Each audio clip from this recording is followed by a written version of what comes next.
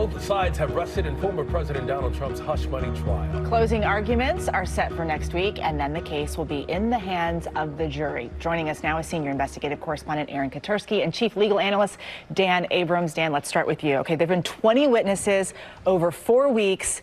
Trump did not take the stand. What do you think of this strategy from the defense? There was no way he was going to take the stand, right? It wasn't even a strategy. Donald Trump claimed at the beginning, oh, yeah, you know, I'm thinking about it. I'm likely to do it. There was no way he was going to take the witness stand. I said this on GMA at the time. And so now there's no surprise that he's not. Why couldn't he take the stand? Because the best argument the defense has is they haven't proven their case. They don't want to make this case about, is Donald Trump telling the truth, right? They want to make this case about, has the prosecution proven its case beyond a reasonable doubt? The minute Donald Trump takes the witness stand, the case becomes about, do you believe Donald Trump? That is not what the defense wants here. So, the defense's strategy has been cross-examination, challenge the witnesses, challenge their credibility, make the jury have questions. When you have the standard that you have to prove the case, that's the best argument for the defense in a case like this. Aaron, let's talk about that drama in the defense case. Let's talk about witness Robert Costello as well. He was rebuked by the judge, but back on the stand yesterday. He was the only substantive witness called by the defense, and almost immediately in his testimony, he starts getting into it with the judge by speaking after objections were sustained, exhaling or saying, geez. And the judge ended up telling him about decorum, said, you can't roll your eyes, you can't give me side eye. And then when he glared at the judge, are you staring me down right now? He cleared the courtroom, ushered all of us out. We were all sort of stunned. And then during that pause, he ended up saying, you're contemptuous. But it all seemed to calm down, and Costello really was there to help get at the credibility, or lack thereof, as the defense sees it, of Michael Cohen, who was the star witness for the prosecution. All right, yeah, we have to talk about Michael Cohen, Michael Cohen, the former fixer for Trump. What did you think of his testimony? Well, look, I mean, there's no doubt that he has major credibility problems, right?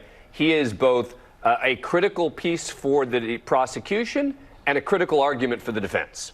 And, I've described it before as he's an off-ramp. If there are people on the jury who want to not convict, Michael Cohen's a great argument to make. Now, prosecutors would say, wait a sec, we don't even need Michael Cohen per se. We've got backup for just about everything he's saying. And when it comes to the fundamental question of a payoff, and the purpose being to try to protect himself leading up to the election, we can prove that even beyond Michael Cohen.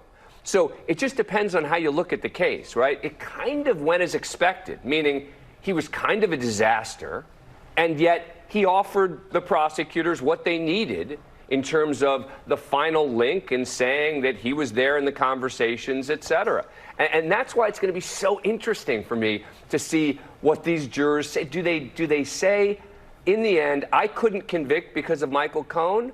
Or do they say, I'm deciding to convict despite Michael Cohen? And Aaron, with that said, closing arguments are set for next week. What's the game plan for both sides? The jury saw nearly 300 pieces of evidence. They heard testimony from 22 witnesses. The defense said none of it means that former President Trump committed a crime. And the prosecutors are going to say it all adds up to what they've called election fraud, pure and simple. The jury heard a lot of testimony about sex and money, and the case isn't about either of those things. It's an accounting case. It's about 34 documents, checks, ledger entries, and invoices. The jury saw all of them. Prosecutors say they were all falsified in order to preserve Trump's election chances in 2016. The question's going to be, are prosecutors able to get the jurors to look at the case through that very narrow prism, right? That's what prosecutors want here. They want the jurors to look at this as a very technical case, right? It's about documents in the end. It's about, why was he doing this? The defense wants them to look bigger picture and say, wait a second, why do you think this is being brought? And they want them to think about things that you're not even allowed to argue in court. Like, why is the former president here over this silly case?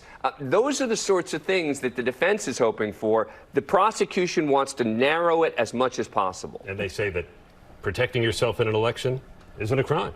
All eyes are watching, and we'll be watching next week as well. Gentlemen, thank you. All right.